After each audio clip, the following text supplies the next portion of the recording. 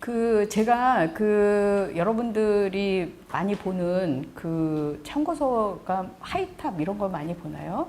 예. 그걸 한번 이렇게 쓱 봤는데 신경계에 대해서도 굉장히 많이 수준 높게 공부들을 하고 있는 것 같더라고요. 그래서 이런 그림을 보면 이거 너무나 잘 아는 건데 라고 생각하실 수도 있는데요. 그럼에도 불구하고 뇌 사진을 하나 가지고 왔습니다. 이 뇌 사진을 보면은요, 이게 이제 이쪽이 눈이고, 이쪽이 이제 뒤통수가 이쪽이 되겠습니다. 이게 죠. 예. 자, 그런데 우리 뇌를 보면은요, 뇌는 각각 이렇게 담당하는 영역별로 감당하는 기능이 이렇게 다 다르죠. 그래서 이 눈은 이 뒤통수 쪽에 이 시각 중추가 있고요. 그 다음에 운동 중추, 그 다음에 감각 중추, 그 다음에 여기 청각, 그리고 언어, 이런 부분들이 있고요. 그 다음에 이제 이쪽은 성격, 행동 조절, 이런 부분들이 있습니다. 우리가 이제 보통 공부를 잘하면, 머리가 좋다, 이렇게 얘기하잖아요. 근데 머리가 좋다, 공부하는 머리가 좋다, 그거는 공부하는 영역이 좋아서 좋은 거고요. 어떤 사람은 굉장히 말을 잘하는 사람들도 있어요. 그 사람들은 이쪽 부분에 머리가 좋은 거고요. 또 그림을 잘 그리거나 또는 이 청각 굉장히 음악적인 재능이 뛰어나는 이런 사람들도 있죠. 청음도 무지하게 잘하고 그런 사람들은 또 그거를 담당하는 영역들이 머리가 좋아서 그렇습니다. 또 운동을 잘하는 사람들은 운동신경이 발달하고 그래서 그렇습니다. 그래서 머리가 좋다. 우리는 다 머리가 좋은 사람일 것 같아요. 제가 생각하기에는. 그래서 공부를 잘하는 머리도 뛰어난 사람들도 있고 또 누구를 감정적으로 사람들을 이렇게 공감을 많이 하고 이해를 잘하고 이런 사람들도 있고 또 말을 잘하는 사람들도 있고 다 이렇게 머리가 좋은 사람들입니다. 여러분들은 또 이게 공부하는 머리도 좋고 또 각자 자기들 특별히 좋은 머리들을 가지고 있을 것으로 그렇게 생각을 하고 있습니다.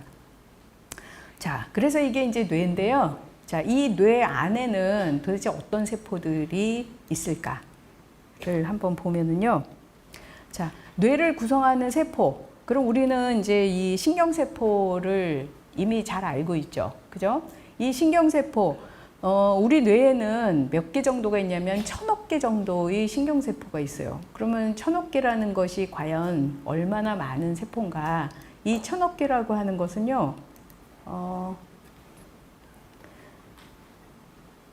자, 세계 인구가 얼마나 되냐면 한 80억 정도라고 우리가 알고 있잖아요. 그러면 지구가 한 12개 정도에 있는 인구의 수, 그러면 이제 그게 한 1000억 정도가 돼요. 그러니까 굉장히 우리 머릿속에는 뇌가 신경세포가 굉장히 많이 있는 거예요. 그러면 뇌 안에는 신경세포만 있을까? 아니고요. 신경세포 이외의 비신경세포들이 또 있는데요. 그 비신경세포의 수가 얼마나 되냐면 신경세포의 수보다 오히려 더 많습니다. 그리고 이제 이 비신경세포의 대부분이 교세포라고 하는 것인데요. 이 교세포를 영어로 얘기하면은 글리아라고 얘기를 합니다. 이 글리아라고 하는 것은 글루에서 왔어요. 글루는 뭐예요? 풀이잖아요. 그래서 신경세포하고 신경세포 사이를 채우는 그런 세포. 그래서 이제 글리아라고 하는 이름으로 이제 이렇게 불리게 됐습니다. 자, 그래서 이 교세포라고 하는 게 우리 뇌 안에 얼마나 많을까? 밥 먹고 와서 조금 졸립죠. 자, 이 교세포라고 하는 게 얼마나 많을까? 뇌 안에. 여기 보면은요. 모든 동물에서 다 동일하지는 않아요. 그래서 보통 보면은요, 뇌의 무게가 커지면 교세포가 더 많아져요. 그래서 여기에 있는 거는 다 비슷비슷한 동물들인데요. 이거는 쥐. 여러분들이 이제 가끔 보면 이렇게 쥐 다니는 거, 요즘은 쥐 볼 일이 별로 없는 것 같은데요. 예전에는 그 쥐가 좀 있었어요. 그래서 뭐 쥐 덫도 놓고 뭐 쥐약도 놓고 그랬었는데 이 쥐, 그 다음에 이거보다 조금 작은 동물, 이게 무슨 동물인지 정확하게 모르겠는데요. 뭐 다람쥐 비슷한 그런 동물인 것 같아요. 그 다음에 또 뭐 이런 동물, 뭐 이렇게 보면은 이게 이제 뇌의 무게가 이 파란색은 얘는 요 정도만큼의 무게를 가지고 있고요. 이 동물은 무게가 여기 주황색 정도, 그 다음에 이 쥐는 그 뇌의 무게가 뭐 이런 정도쯤. 그 다음에 이 프라이메이트라고 하는 거는 이거는 원숭이 종류들이잖아요. 얘네들은 뇌의 무게가 이 정도쯤 됩니다. 그래서 이렇게 보면은 뇌의 무게하고 교세포의 비율하고를 보면요. 뇌의 무게가 작을 때는 교세포 비율이 적고요. 뇌의 무게가 커지게 되면은 교세포의 비율이 이렇게 올라가는 거를 알 수가 있어요. 그래서 그 뇌의 무게가 클수록 교세포의 비율이 올라간다. 그럼 사람은 뇌의 무게가 1.4kg 정도쯤 되거든요. 이 정도쯤 되겠죠? 그러면 교세포의 비율은 훨씬 더 클 거라는 거를 우리가 예상해 볼 수가 있고요. 코끼리는 어떨 것 같으세요? 코끼리. 코끼리는 뇌도 굉장히 크거든요. 코끼리는 사실 사람보다도 교세포가 더 비율이 높습니다. 그래서 그 뇌의 무게가 커질수록 교세포가 더 많아진다. 그러면 뭔가 뇌라고 하는 것의 어떤 기능을 이렇게 원활하게 유지를 하려면 교세포가 필요한가 보다 라고 하는 거를 우리가 한 번쯤 그 예상을 해볼 수 있을 거예요. 자, 그러면 뇌는, 뇌 안의 교세포는 그러면 모든 영역에서 다 똑같을까? 그것도 또 아니고요. 자, 여기 보면 이게 이제 그 대뇌, 그리고 여기 소뇌, 그 다음에 여기 뇌줄기, 요거 이제 그 척수로 이렇게 연결이 쭉 되는 부분이잖아요. 여기를 보면은 교세포의 비율들이 조금씩 달라요. 그래서 대뇌 같은 경우에는 뭐 한 4대1 정도 된다고 그러고요. 그 다음에 소뇌 같은 경우에는 교세포가 그렇게 많지 않다고 그러고, 그 다음에 이 뇌줄기 쪽으로 오면은 교세포가 굉장히 많다. 이런 이제 그 연구 보고가 이렇게 있습니다. 자, 그래서 그러면은 이렇게 비율도 뭔가 다르다라고 하는 거는 뭐 담당하는 역할 자체가 또 다르겠다라고 하는 것도 우리가 이제 생각해 볼 수가 있겠죠. 자, 이거는 이제 그러면 교세포라고 하는 건 또 한 가지 종류냐? 그렇지가 않고요. 굉장히 교세포의 종류도 또 다양합니다. 이렇게 뇌가 복잡하다라고 하는 거는 굉장히 연구하는 사람들 입장에서는 되게 희망적이에요. 왜 희망적이냐면 할 일이 많거든요. 해야 되는 일, 밝혀져야지 되는 일들이 많기 때문에 프로젝트가 무궁무진하다는 그런 의미가 돼요. 그래서 자, 교세포의 종류도 굉장히 다양해요. 자, 이게 보면은요, 이거는 이제 이게 누구냐면 쥐예요. 실험실에서 쓰는 그 하얀 쥐인데요. 쥐가 있고 생쥐가 있거든요. 생쥐는 이 정도만 하고요. 쥐는 이만합니다. 그래서 이거는 이제 쥐인데요.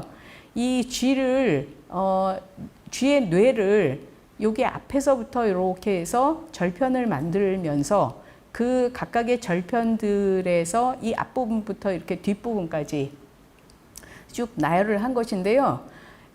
여기를 제일 위는 이제 뭐 대뇌 피질이라고 얘기를 하고, 그 다음에 쭉 이렇게 절편을 만들어 가다 보면 여러분들이 귀에 익을 이 해마라는 부분이 나와요. 해마는 뭐 기억, 또 학습 이런 걸 담당하는 부분이 해마죠.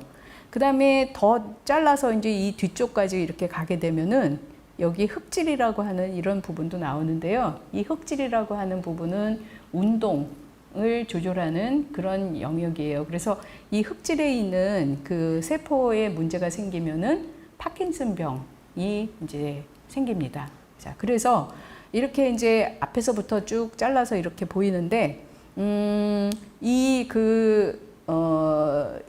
여기쯤 되는 이 절편을, 뇌 절편을 신경세포, 또 별악교세포, 미세악교세포, 이런 요 두 가지는 지금 이제 교세포이고요. 요거는 신경세포인데, 걔네들이 어떻게 존재를 하느냐 하는 이거를 이제 각 세포를 표제할 수 있는 그 마커를 가지고 이제 염색을 한 거예요.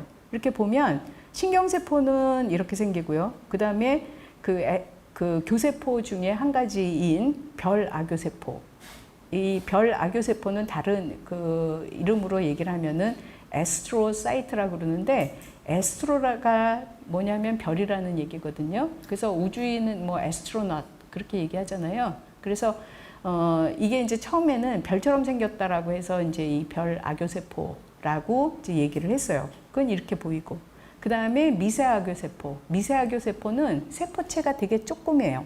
그래서 이제 미세악교세포라고 얘기를 하는데, 뭐 이렇게 생겼어요. 그래서 이 대뇌피질 안에 보면 이렇게 신경세포도 있고, 별악교세포도 있고, 미세악교세포도 있고, 그러니까 교세포도 있고, 신경세포도 있다는 거죠.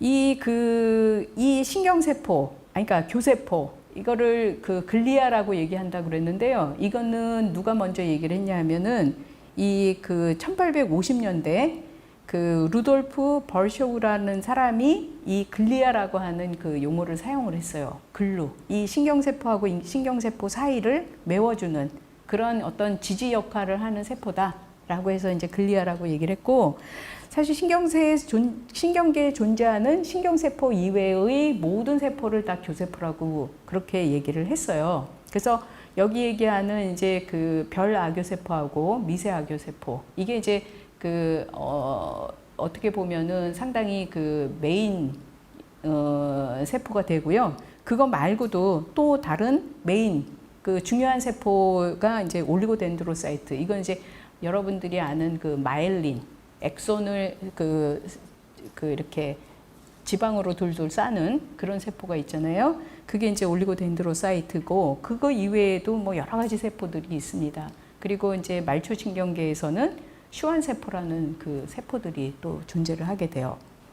자, 그래서 이거를 한꺼번에 다 염색을 하게 되면은 요런 모양이 이렇게 됩니다. 여기가 뭐냐면은 해마라고 얘기를 했었던 학습과 기억을 담당하는 부분인데요. 보면 이 빨간색은 신경세포, 그 다음에 여기 하늘색은 그 별악교세포, 여기쯤이 되겠죠? 뭐 여기하고 그 다음에 뭐 다른 데도 되게 많아요. 그 다음에 마이크로글리아, 미세악교세포는 여기 이제 초록색으로 보이는 부분들이 미세악교세포예요.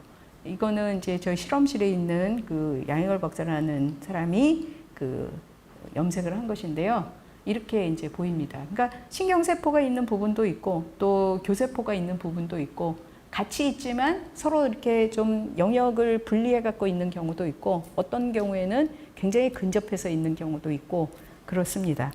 자, 이거는 어떤 방법으로 그 연구를 한 거냐 하면은요, 소뇌에 도대체 세포가 어떤 세포가 있을까 하는 거를 이제 찾아본 것인데요.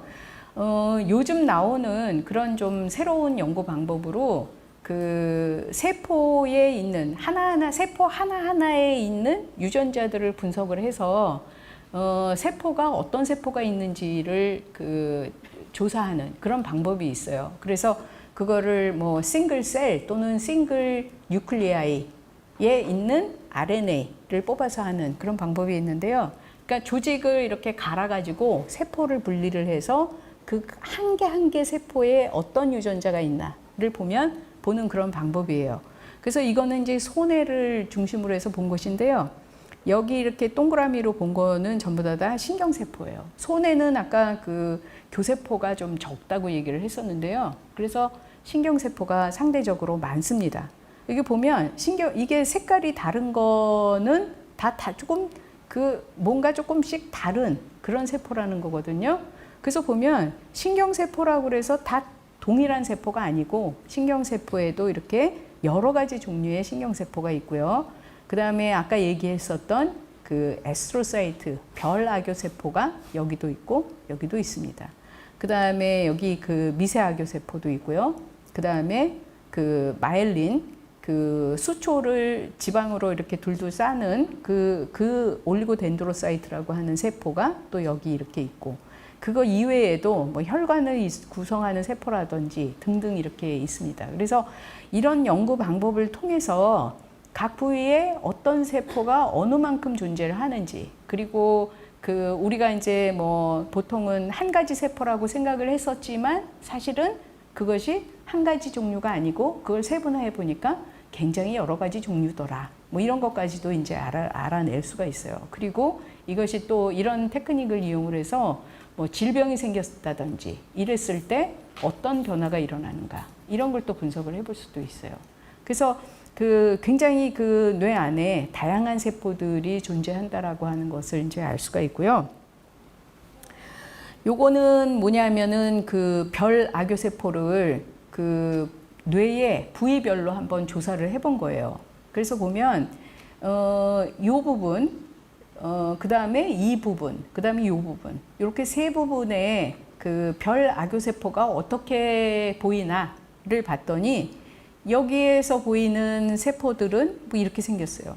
여기 보이는 세포는 이렇게 생기고 여기 C라고 하는 영역을 보면 엄청나게 뭔가 굉장히 아주 굉장히 이렇게 별악교 세포가 무지하게 많이 모여 있다는 것을 알 수가 있어요.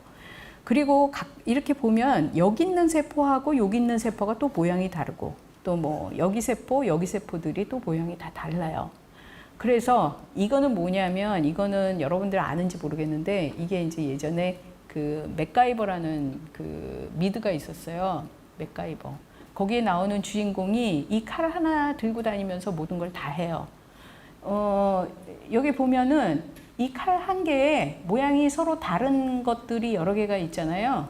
이 모양이 다른 것을 통해서 다 다른 일들을 하죠. 이건 깡통도 따고, 이건 가위, 뭐 여기 칼, 뭐 송곳, 뭐 코르크 따는 거, 뭐 등등 여러 가지가 있잖아요. 이게 모양이 다르다는 것은 뭔가 기능적으로 다르다는 거거든요.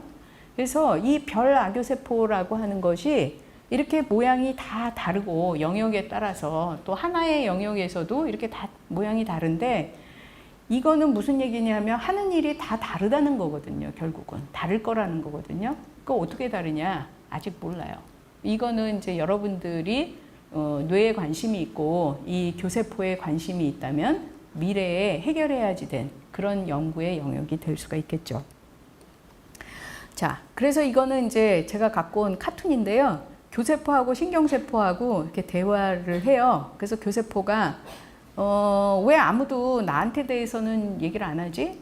그랬더니 신경세포가 뭐라고 그러냐면 네가 뭐 하는 일이 있어? 이렇게 얘기를 해요. 그랬더니 이제 교세포가 그거 사실이 아니야. 어? 우리 글리아 좀 교세포 좀 공부 좀 해보자. 이렇게 얘기를 하는 이유가 있어요. 왜냐하면은 아까 앞에 슬라이드에서 1850년대에 글리아라고 하는 것을 이름을 주고 이 세포를 확인을 했다. 사실 1980년대 아주 초반에 이 뇌 안에 교세포라는 게 있다라고 하는 거를 알았거든요. 근데 이 교세포에 대한 연구가 진행이 된 거는 한 2000년대 들어서면서부터 좀 활발하게 연구가 됐어요. 그러니까 한 20년 정도밖에 안 돼요. 그럼 여러분들 생각하기에 20년 내가 태어나기 전부터 했잖아 라고 생각할 수 있지만 다른 것들은 몇백 년을 연구를 한 거예요. 이 신경세포도 200년 뭐 이렇게 연구를 했어요. 근데 교세포라고 하는 거에 대한 연구는 불과 뭐 한 20년 뭐 길어봐야 30년? 30년도 사실 되기가 조금 어려워요. 그래서 이 교세포라고 하는 것에 대한 연구가 요즘 들어서 무지하게 발달이 되고 있는데요. 왜냐하면 신경세포만 연구해 갖고서는 뇌를 다 이해를 못해요. 그래서 이제 교세포에 대한 연구들을 굉장히 많이 하고 있습니다. 자, 그러면 별악교세포가 무슨 일을 할까를 한번 간단히 이렇게 보죠. 자, 우선 첫 번째로 하는 일은 뭐냐면 하우스키핑. 여러분들 하우스키핑이 뭐냐면요. 이게 하우스키핑이에요. 여러분들이 호텔에 들어가 갖고 이제 2박 3일을 보내요. 그러면 여러분들이 청소 안 해도 와서 다 정리해주고 가시죠. 그런 일이 하우스키핑입니다. 그래서 이 별악교세포가 하는 일이 바로 이런 하우스키핑 역할을 해요. 무슨 일을 하냐면 신경세포가 신호 전달을 하는 동안에는 굉장히 많은 요거는 뭐냐면 신경 전달 물질을 내보낸다든지 또는 이온을 굉장히 여러분들은 칼륨이라고 얘기를 할 텐데요. 칼륨, 포타슘 이거를 이제 많이 내보냅니다. 그러면 그 신경세포가 신호 전달을 또 하기 위해서는 이런 게 없어져야 되거든요. 그걸 누가 없애느냐 하면 이게 별 악교세포가 이걸 없애는 그런 역할을 하게 됩니다. 그래서 여기 이제 그 칼륨이라든지 아니면 신경 전달 물질 이거를 없애주는 역할을 해요. 그래야지만 얘가 다시 신경 전달 물질을 내보내면서 신호를 다시 만들어낼 수가 있거든요. 그리고 이렇게 해서 이제 이 별 악교세포가 이거를 다 이렇게 자기 세포 안쪽으로 이렇게 들인 다음에 그 다음에 어디로 보내느냐면 혈관으로 해서 이렇게 내보내기도 해요. 그래서 이제 이것이 그 하우스키핑 기능이라는 것이고요. 그 다음에 또 중요한 역할, 뭐 그 벼락세포가 하는 일들이 굉장히 많거든요. 근데 간단하게만 그냥 뭐 말씀을 드리면은요, 영양물질을 제공하는 그런 역할을 해요. 이 신경세포는 굉장히 에너지를 많이 써요. 이 그 ATP, 미토콘드리아에서부터 해서 ATP를 무지하게 많이 생성을 해내는데, 뇌가 우리 몸이 쓰는 에너지에 얼마를 쓰는지 아시나요? 뇌가 20%. 그러니까 우리 몸 전체가 쓰는 에너지의 20%를 뇌가 써요. 그러니까 굉장히 많이 쓰는 거잖아요. 그 신경 전달을 한다라고 하는 것 자체가 에너지를 굉장히 많이 소모를 하는 것인데, 그러면 신경세포가 그 에너지를 다 만들려면 너무 힘들어요. 그래서 어떻게 하냐면 이 혈관으로부터 글루코즈를 받아들여서, 그리고 뇌는 글루코즈를 쓰잖아요. 그래서 글루코즈를 받아들이면 별 악교세포가 뭘 하느냐 하면 글루코즈를 이 피루브산이라고 하는 걸로 만들어요. 요 과정이 뭐냐 하면 여러분들 해당 과정 다 배우셨죠? 해당 과정이에요. 그러니까 해당 과정을 통해서 파이루베이트를 만들고 이거를 락테이트로 변환을 시켜서 신경세포한테 줍니다. 그러면 신경세포는 이 락테이트를 써서 미토콘드리아에서 ATP를 만들어요. 그러면 신경세포는 이 과정을 그냥 바이패스해서 가는 거기 때문에 훨씬 수월하게 에너지를 만들어낼 수가 있어요. 자기가 필요한 에너지를. 그런 일을 해주는 것이 별 악교세포입니다. 그 다음에 뭐 하는 일이 되게 많은데요.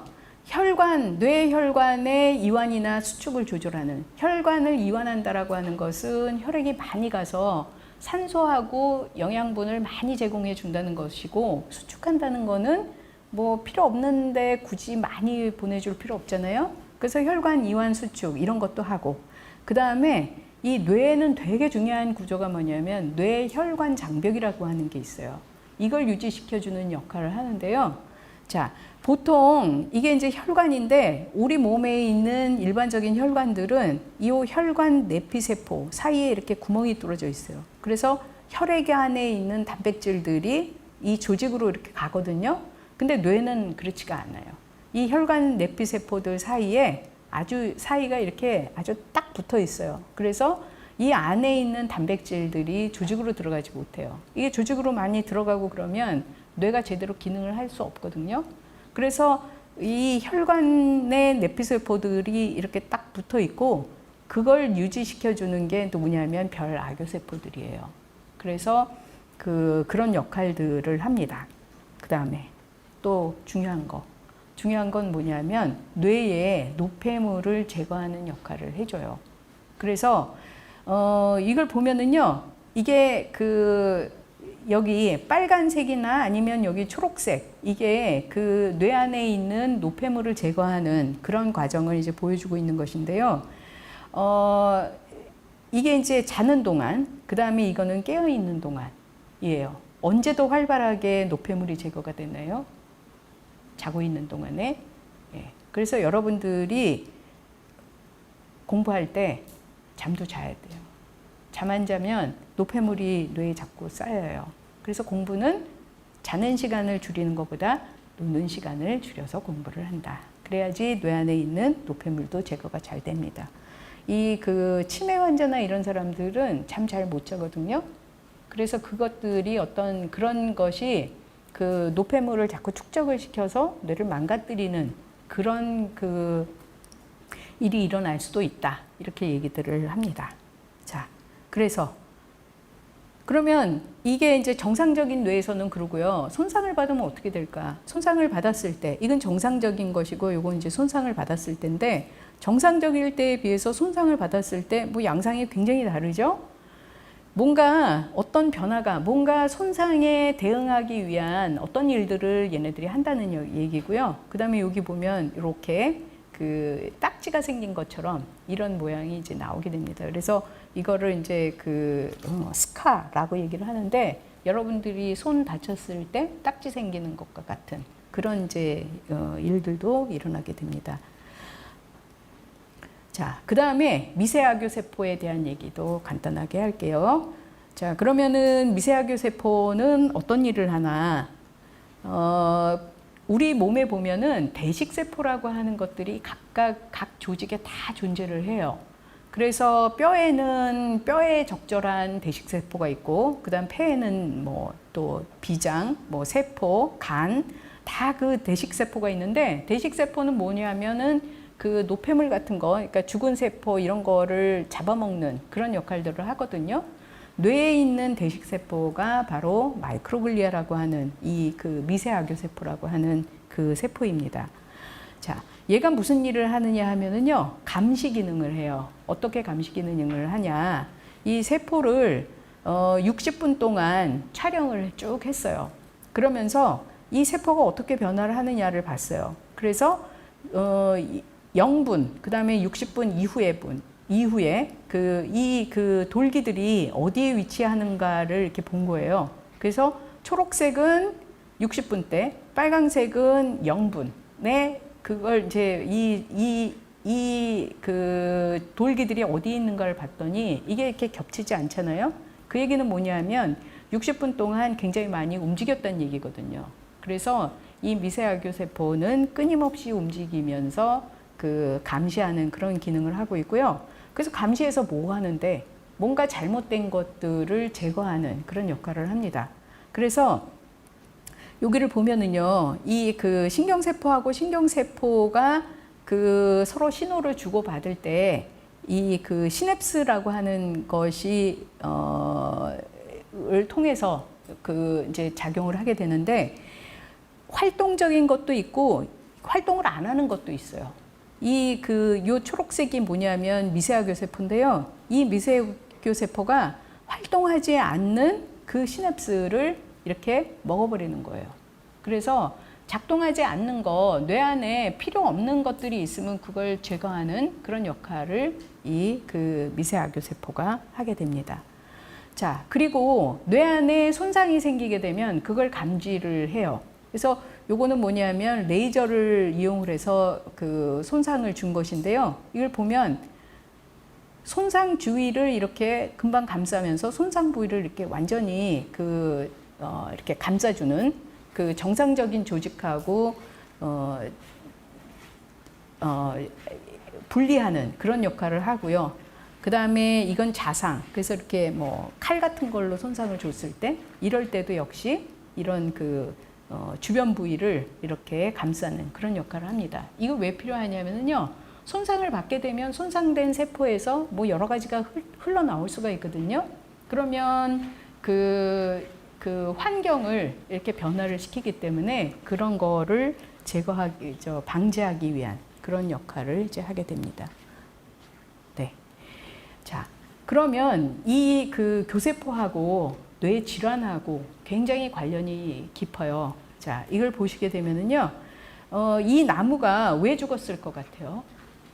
뭔가 비가 안 오던지, 그랬겠죠? 나무가 이상이 있어서 죽었을 수도 있지만, 그 환경이 안 좋아서 죽었을 수도 있습니다. 그래서 이 나무라고 하는 것이 신경세포일 때, 이 환경이 바로 교세포가 될 수가 있어요. 그래서 환경이 나빠지면은 신경세포가 손상을 받고 그게 이제 뇌 질환이 될 수가 있는 거죠.